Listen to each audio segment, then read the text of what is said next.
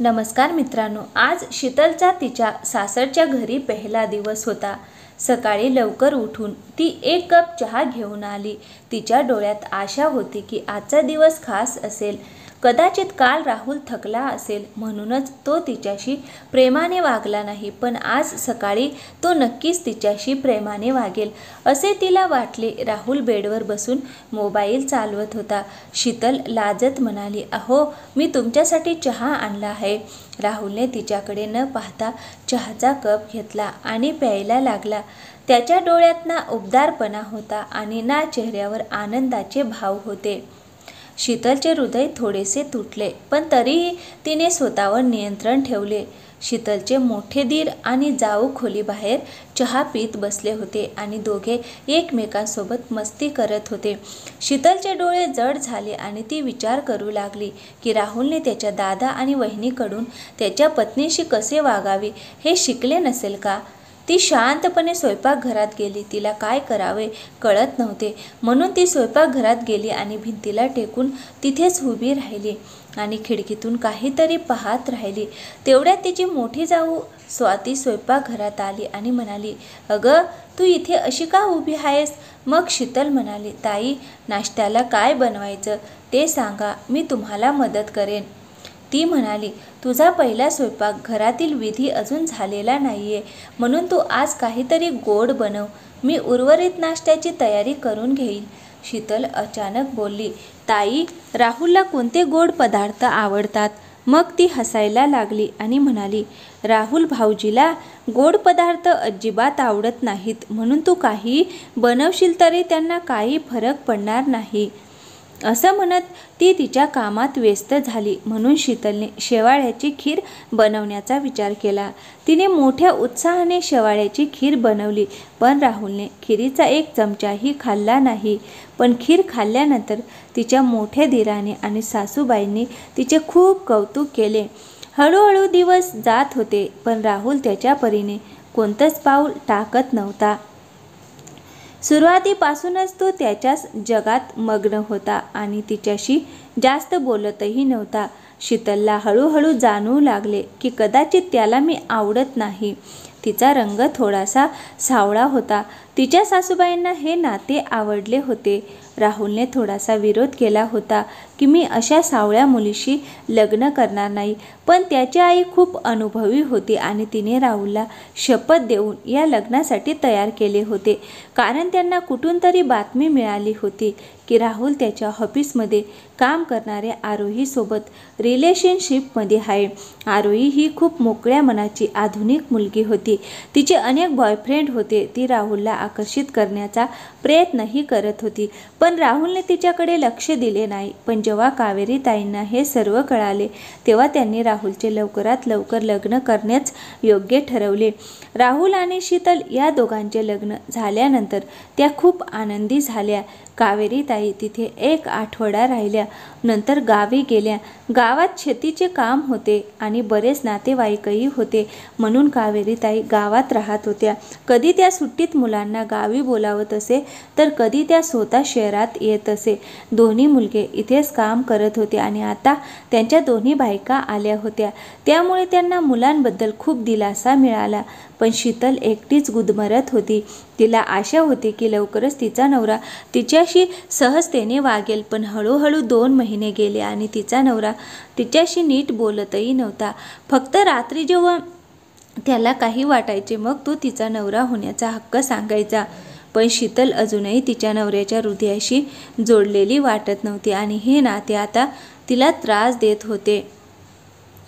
श्यामली आता तिच्या नवऱ्यासोबत एकाच शेताखाली गुदमरल्यासारखी वाटत होती। तिच्या संकोचामुळे ती त्याला कोणतेही प्रश्न विचारू शकली नाही।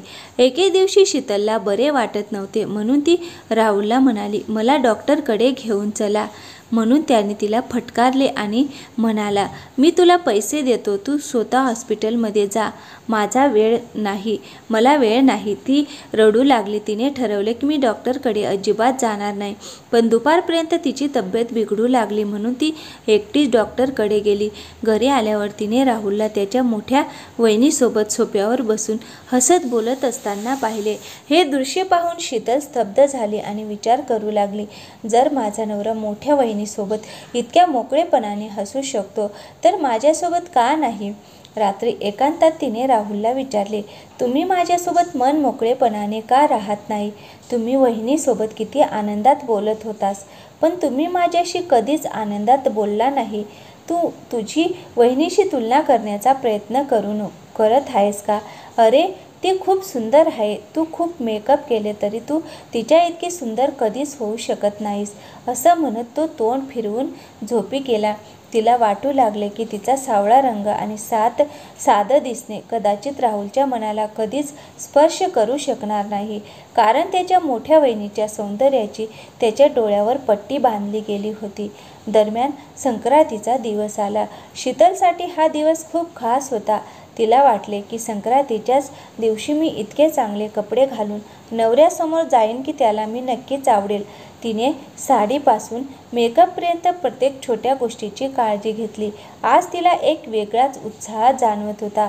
संक्रांतीला घालता यावे म्हणून तिने काही दिवसांपूर्वी चांगली साडी खरेदी केली होती. सकाळी सर्व कामं उरकल्यानंतर शीतलने चेहऱ्यावर मेकअप केला, केस व्यवस्थित केले, नवीन साडी नेसली आणि आरशात स्वतःला पाहिले.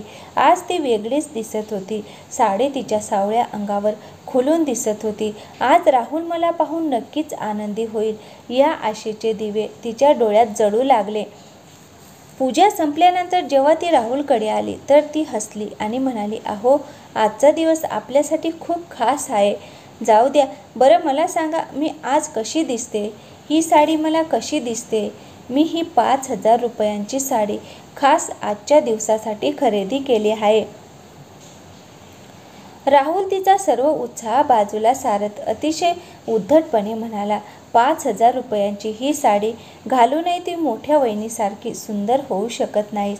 तू कोळशासारखी काळी आहेस. कितीही पैसे खर्च केले तर तू कोळसाच राहशील. असे म्हणत तो रागाने पाय आपटत खोलीत गेला. त्याचे कटू शब्द शीतलच्या हृदयात खोल बाणासारखे घुसले. तिचे हास्य क्षणार्धात नाहीसे झाले आणि एक थंड शांतता तिच्यावर पसरली. तिला असे वाटले की तिची सर्व मेहनत आणि प्रयत्न वाया गेले आहेत.